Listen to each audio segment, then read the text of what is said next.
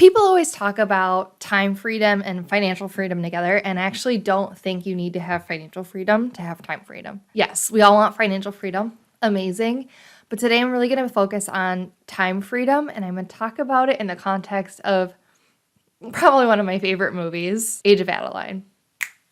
If you guys haven't seen this movie, you can just ask my husband, how obsessed is Kayla with Age of Adeline? He'll say, oh, she probably watches it once or twice a week.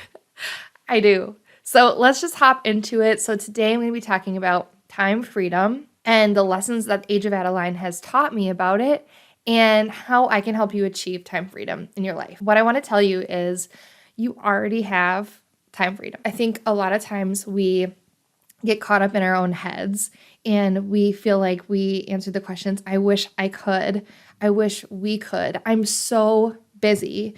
We say there's so much to do. There's always so much to do.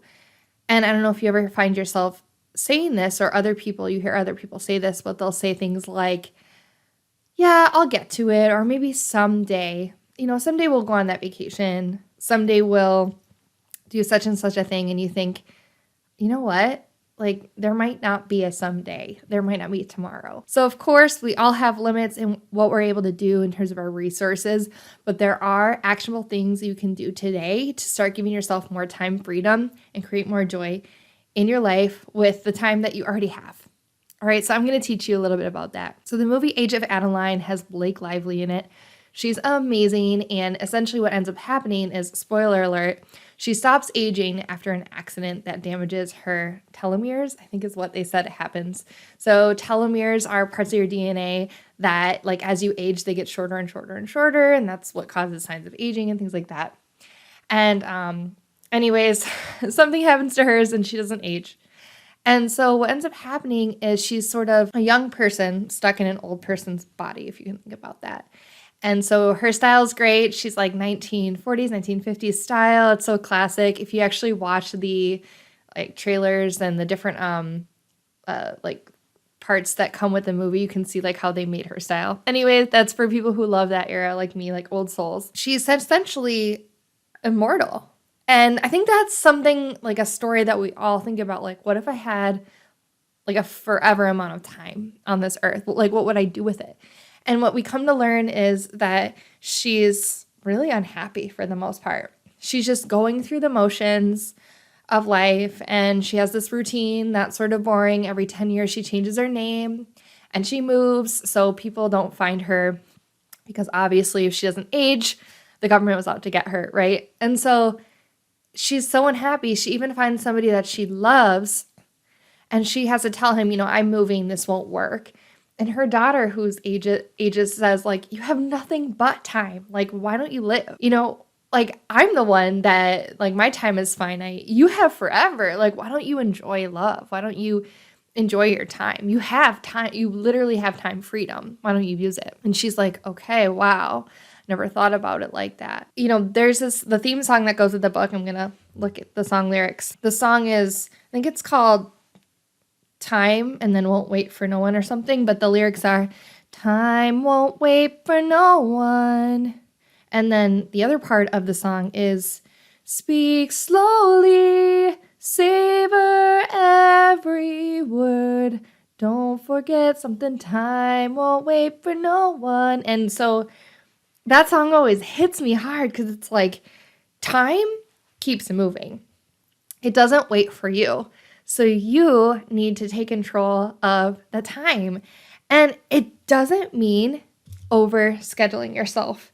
It doesn't mean going through the motions either. And so I wrote a note to myself in my bullet journal last summer. It was like, Kayla, you don't always have to live by the clock. And what that meant was you don't have to have every piece of your day scheduled. You can just be and exist for a few hours without like time blocking it. At the same time, if we want to recognize and realize time freedom, we have to be aware of the time that we have. So something that I love to help people with is getting all of the I'm busy, I have this and this and this mental to-do list onto paper. So something that I love to teach is think about the recurring things that happen every single day. And let's just start with your daily tasks. And you can do this for your home life or your work life. So for home, it might be your morning routine. I get up, I work out, and I shower. Those are the 3 main components. Maybe it involves getting your kid ready for daycare or whatever the day. That's something I have to do every day. And then your commute, your travel time, work, dinner, all of that. Maybe for work, I always have standard huddles. I have one-on-ones with my people. I have, different like email I have to tackle every day. And so it's really the number one thing you can do is to start by making a list of those things that you have to do every day that recur. And then you can start to assign them to different days. Now, okay, what do I do on a weekly basis? What do I do on a monthly basis? What projects do I have going on? And that's what I teach with Leader Standard Work. So if you haven't checked out that video yet, I will put a card to it here. And we're going to be sharing my revised template very, very soon. And so if you want to see this, if you want to learn more about how to get this all out of your head and on paper and recognize the time freedom you have, I would love it if you could follow my new free Instagram. It's a free group Instagram account. It's called @LeaveHappyMethod. Check me out on Instagram. And I'm going to start sharing more of this. So once you have everything written out, I help you create a process where you can start to level load and think about like what percentage of my day is taken up by tasks that I absolutely have to do and what things can be moved or eliminated. And then think about like, what are your priorities in life? Recently for me, I've been working from home a lot. It has become very monotonous. Whereas during the day, I would just like run into people and see things out of the ordinary. And when I'm home, I see the same things all the time. And I'm such an extrovert, so that just feels like super weird to me. So I started writing an affirmation that says, I create my own joy and I seek out and find joy every single day. The other day, it was last Thursday, I was dropping something in the mail for my husband, and then I had to go pick up my daughter from daycare. And I had some time. I had a little bit of time, and I thought, well, maybe I can get like XYZ done because we're doing a home remodel. And then I told myself, you know what? I create my own joy. I saw a sign for our local farmers market. It's every Thursday from 3 to 7. I have never been, and we've lived in this city since 2017. I was like, you know what? I'm going to go. Like, I create my own joy. And I just like hung a Yui legally, and I went. And I met the most wonderful person who makes these amazing granola bars. I'll tag her in the description or the show notes below.